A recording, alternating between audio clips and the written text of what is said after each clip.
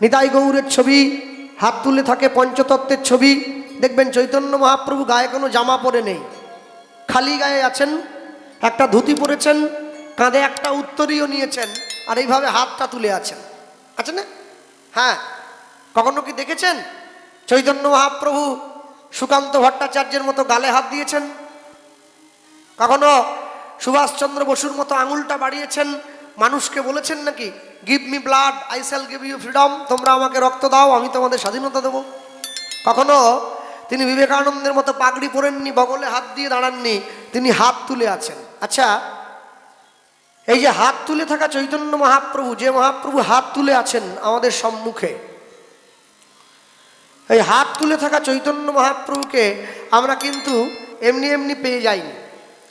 এই হাত তুলে থাকা চৈতন্য মহাপ্রভুকে অনেক কষ্ট করে, অনেক যত্ন করে আমরা পেয়েছি।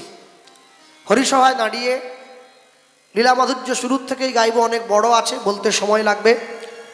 এই হাত তুলে দাঁড়িয়ে থাকা মহাপ্রভুটা, যে মানুষটা আমাদের